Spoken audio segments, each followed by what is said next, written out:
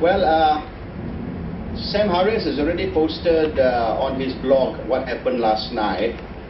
I've also posted in No Holds Barred my version, which is consistent with what Sam Harris has said. Now, they approached me last night, just before we started, about 6 p.m. and they said they would like my presence at the embassy for my statement to be taken. I asked this guy, Hamid, you know, he's a police officer but attached to the Malaysian embassy here. I asked him in relation to what? And he said that it's in relation to my statutory declaration, and that some police officers from KL will be taking my statement. So I said, okay, do I have his permission to announce it? And he said, yes. So I announced it at the talk that we held. And at 8 o'clock, by then, 2 hours later, there was a lot of phone calls and stuff which my wife received, advice from lawyers, friends, as well as family, that I should not go to the embassy. So my two lawyers, Haris as well as Amajid Sidhu, spoke to me and said they refuse to allow me to go to the embassy. I said, well, don't tell me, tell the embassy officer. So they spoke to him, and the embassy chap was told, no, we will not go to the embassy, and they come here instead. And we met at the hotel, and there was a heated discussion, in fact an argument between the lawyers and the police.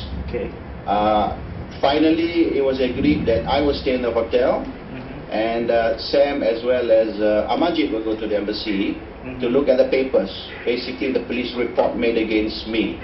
Now, there was some confusion over almost an hour or so of discussion or negotiation. I was told it was about the statutory declaration, and then the video hacked just now with your voice. We stopped at the police report. Amajid and Haris went to check on the police report. Yeah. It stopped there. Okay. So Haris and Amajid went to the Malaysian embassy to have a look at that police report made against me. Now, it seems my statement which they want to record is not actually about the SD or even about the TV3 interview. It is about the Utusan Malaysia report. And the Utusan Malaysia report referred to my TV3 interview.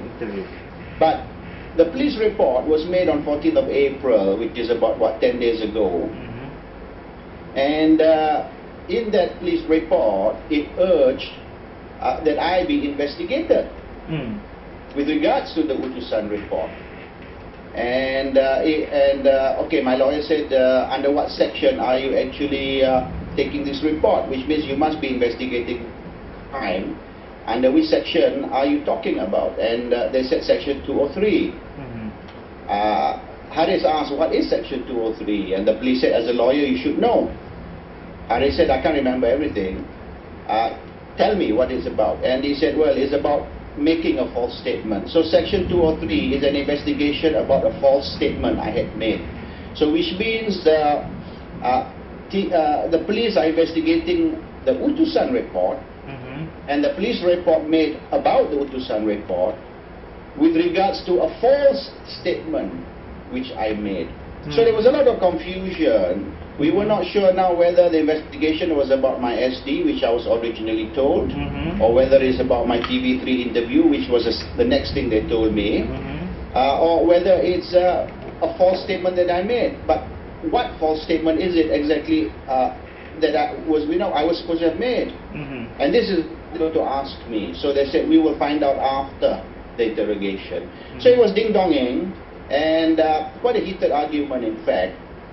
And finally, the lawyer said, okay, if you want to take his statement, take it at the hotel. But we're not going to allow Raja Petra to go into the embassy. And the police said, okay, in that case, never mind. They're not interested to take my statement after all. And that's how it ended about, maybe 1 o'clock, 2 o'clock this morning. Do you know what is the reason why your lawyer stopped you from going to embassy? Any ideas? Because of the inconsistency of what we were told as to the reason why my statement is required, it appeared to flip-flop between, first of all, the SD, then the TV3 interview, and then the Utusan newspaper report, and finally the police report of the 14th of April, which was made against me. So it's not clear as to the basis. And if all they want is clarification or a further statement from me to assist in the investigation, that could be done anywhere. It could be done either in the embassy or outside the embassy. Now, of course, the argument is that if it's outside the embassy, that is not on Malaysian soil. And a statement taken on outside Malaysian soil is not admissible in court. And therefore, if they want to use my statement in the process of prosecuting anybody, whoever it may be, then the lawyers for the defense could reject whatever statement I make, which was what happened in the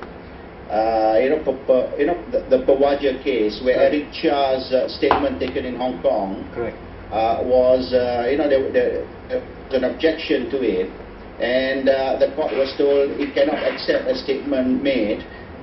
Therefore, the maker of the statement has got to testify in court. For instance, if I make a statement to the police alleging something against you, and you are put on trial, and during the course of the trial, your lawyers could then tell the court that this statement has to be rejected unless and until the maker of the statement is brought to court to testify.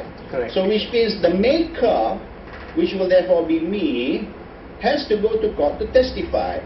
So if I make the statement at the hotel or at the Malaysian embassy, it's still not good enough as evidence to prosecute. I will still have to appear in court to testify as to the statement I make. So either way, it is not admissible evidence anyway. Which means in soil or foreign soil, it's only evidence when I'm allowed to testify in court, or I come to testify in court.